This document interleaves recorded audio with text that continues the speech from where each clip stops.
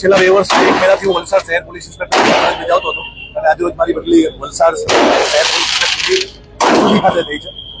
આ જિલ્લામાં જ છે મારી ફરજ અને હજુ આ વલસાડ જિલ્લામાં ચૂંટાયા પહેલા પણ વલસાડ શહેરની પ્રજા છેલ્લા 2 વર્ષ 1 મહિનાથી અમે એકબીજાની સાથે રહી અને તમામ પ્રસંગો, કાયદાની વ્યવસ્થા, મોટા મોટા તહેવારો અને વલસાડ શહેરની પ્રજાથી સાથે રહી અને અમે એકદમ સુખરૂપ રીતે એને મનાવ્યા। આજે મારી જયારે બદલી થઈ રહી છે ત્યારે વલસાડ શહેરની જનતા દ્વારા અમે ફરજ નિભાવી છે, તેમ છતાં પણ એ ફરજને માન આપવા માટે જે એક પ્રેમ બતાવ્યો છે વલસાડ શહેરની જનતા માટે, એના માટે હું વલસાડ શહેરની જનતાનો આખી જિંદગી માટે આભારી રહીશ, એમનો હું ઋણી રહીશ અને વલસાડ શહેરની જનતા મને હંમેશા યાદ રહેશે। થેન્ક યુ વેરી મચ સાહેબ। આપની આ કામગીરીના અંદર આપના પરિવારનો આપને અત્યાર સુધીમાં કેટલો સહયોગ મળી રહ્યો છે?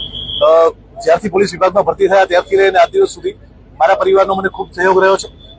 એ લોકો હવે પ્રોપર રીતે સમજી ગયા છે કે અમારું કામ કેવી રીતનું હોય છે અને અમારે કેટલો સમય સુધી ક્યાં રહેવું પડતું હોય છે, તો એમનો પૂરતો સહયોગ રહેશે અમને। એ લોકો પ્રોપર રીતે સમજે છે કે અમારું ડાયટ કેવી રીતે હોવું જોઈએ, અમારું ફૂડ કેવી રીતે હોવું જોઈએ, અમારે ક્યારે સુવાનું છે, ક્યારે અમારે ઉઠવાનું છે, સુતા હોય તો કેવું ધ્યાન રાખવું જોઈએ, અમને ક્યારે ઉઠાડી દેવાના છે અને ઇવન એ અમારા ફોનની સ્ક્રીનમાં પણ જોતા હોય છે કે કયા અધિકારીનો ફોન આવે છે તો ફટાફટ એમને આપવા જવાનું છે, તો સુઈ ગયા છે તો ઉઠાડવાના છે।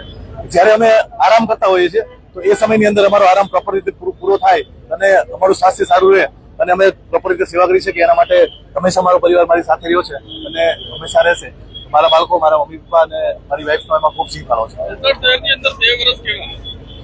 વલસાડ શહેરની અંદર 2 વર્ષ ખૂબ સારા રહ્યા। વલસાડ શહેરની જનતા તરફથી મને ખૂબ સહકાર મળ્યો। વલસાડ શહેરની જનતાએ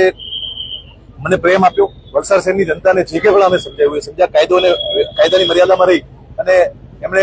કામ કર્યું અને વલસાડ શહેરની જનતા માયાળુ, કાયદાને માન આપવા વાળી અને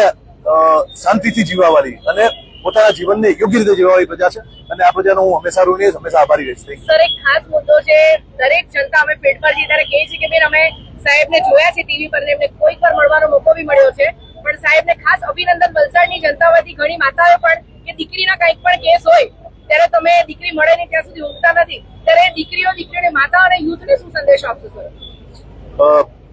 દીકરી જયારે ઘરમાંથી જતી રહેતી હોય છે ત્યારે ઘરનું વાતાવરણ ખૂબ ગમગીન અને ગંભીર હોય છે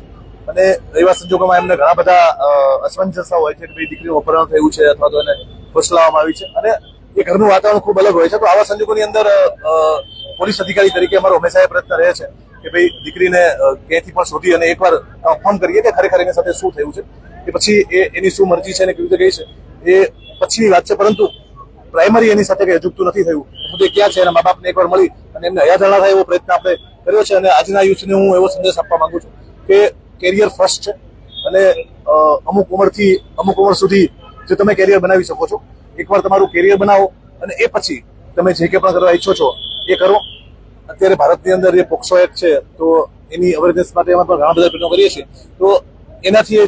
જાગૃત થાય અને બાળકો છે એ ભારતનું જે કલ્ચર છે એને સમજે, ભારતની જે મર્યાદાઓ છે, ભારતનો જે સંસ્કાર છે એને સમજે અને જે પ્રમાણે સનાતન ધર્મે કીધું છે એ પ્રમાણે કે અમુક ઉંમર સુધી તમારું કેરિયર બનાવવાનો સમય છે ને અમુક ઉંમર પછી કામ કરવાનો સમય છે, અમુક ઉંમર પછી જે આશ્રમો કીધા છે આપણા શાસ્ત્રોમાં એને અનુસરવા જોઈએ એવો સંદેશ આપવામાં